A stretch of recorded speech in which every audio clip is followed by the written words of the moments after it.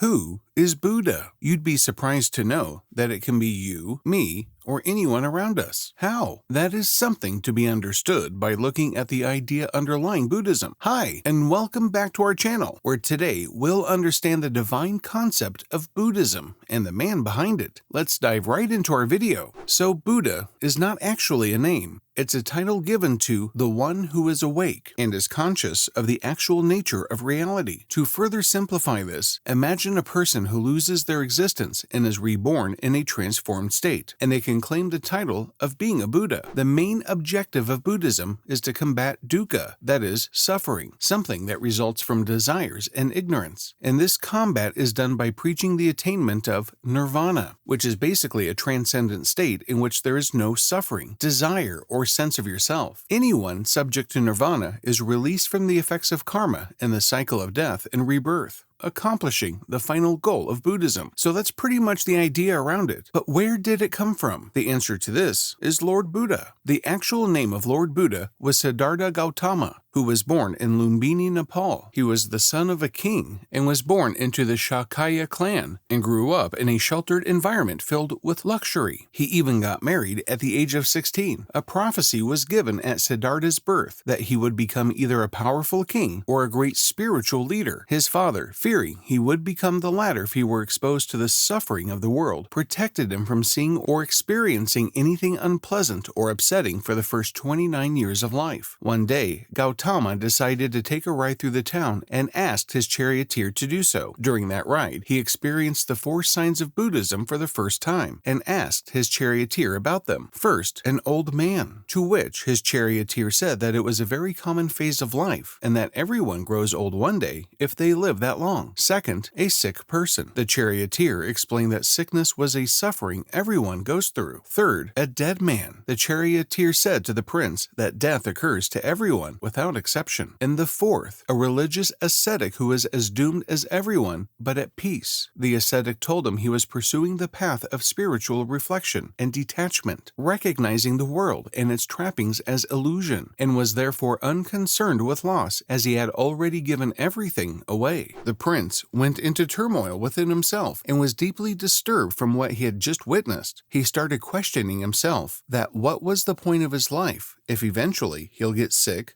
old, and then die. He too could take the path of spiritual enlightenment, but he had a wife and a son who were his responsibility, and he loved them. So how could he even leave them? On the contrary, eventually all his loved ones will be separated from him, and he'll have to suffer too. Then what even was the truth of his life? So almost for 2 years he kept replaying this in his head, and after millions of sleepless nights, he couldn't contain anymore. And one night he just left to know the truth about his life and its purpose by following the religious ascetic person's example. Now, Gautama jumped from school to school and pursued the 8 different forms of samadhi, which stands for bliss or enlightenment, and is the highest state of consciousness one can achieve through meditation, where the self, the mind, and the object of meditation merge together into one. He experienced them all and felt they were wonderful, but none of them liberated him. So he started walking as a samana, the name for certain wandering ascetics in the Indian continent who never asks for food to beat the basic human instinct that is hunger. Gautama took this very seriously and was bones and bags, literally. 4 years passed in this manner, and one day he was crossing a river called Niranjana, which was about 18 to 20 inches deep. Halfway through, he didn't have the energy to continue and held on to a dead branch. As he was extremely weak, with no energy to walk ahead, a realization hit him. He questioned himself about what even was the purpose of torturing himself, and what was he trying to find by wandering from a place to another. And then the thought settled in him that whatever he was trying to find was within and not somewhere else. Being the kind of person who never gives up, he was motivated enough and he took the steps, crossed the river, and reached a tree called the Bodhi tree. With this, he decided that either he must see the ultimate nature of his existence or he'll die sitting under the Bodhi tree. But come what may, he will not open his eyes until one of the two things happen. It was the night of full moon, and the yogi started meditating to eventually eventually be fully enlightened. In the 4 years of his samana, he had gathered 5 disciples who noticed that his face was lit up and he was in some exuberant state. They were impatiently waiting for him to open his eyes and teach them what he had learnt. They were with him through thick and thin, and saw him suffering while he was hungry. As soon as Gautama opened his eyes, he smiled and said, "Let's cook something and eat." Highly disappointed, the disciples left him, as they expected something grandeur from him and the wisdom that he must have gained. But little did they know that by gaining the path to enlightenment, Gautama was led from the pain of suffering to be reborn as the awakened one, Buddha. Although he could have lived his life in contentment and do as he pleased, he chose instead to teach others the path of liberation from ignorance and desire and assist them in ending their suffering. He preached his first sermon at the deer park at Sarnath, at which he introduced his audience to his 4 noble truths in the Eightfold Path. The 4 noble truths are: life is suffering. The cause of suffering is craving. The end of suffering comes with an end to craving. There is a path which leads one from craving and suffering. The 4th truth directs one toward the Eightfold Path, which serves as a guide to live one life without the kind of attachment that guarantees suffering. Right view, right intention, right speech, right action, right livelihood, right effort, right mindfulness, and right concentration. Today, these preachings of Lord Buddha is known all over the world, and he has led people to the path of realization. The title of a lord was given to him as his preaching encouraged people to follow the path of spirituality and truth that liberated them and helped them to attain eternal peace and reborn as a proper yogi with no worldly or basically materialistic attachments and need. He taught them to see the truth within themselves. His famous stories that are worth reading include his stories with Angulimala, Ananda, an astrologer, how he sent a man's father to heaven, how he explained the question, does God exist, how he started Zen, why he sent a monk to a prostitute, and many more that have morals, which are the naked forms of truth. Surely Lord Buddha is one of the greatest to rest his feet on the earth, but a question that always hinders almost everyone is what about his family? The family he left behind for his purpose of finding truth. Surely his family was financially secured as he was the prince, but what about his duties as a husband and a son and a father whose son was a toddler when he left him? He donated all his knowledge to the world and bestowed his blessing upon the people, but maybe disappointed his own family for abandoning them. What are your thoughts on this? Let us know down in the comments below.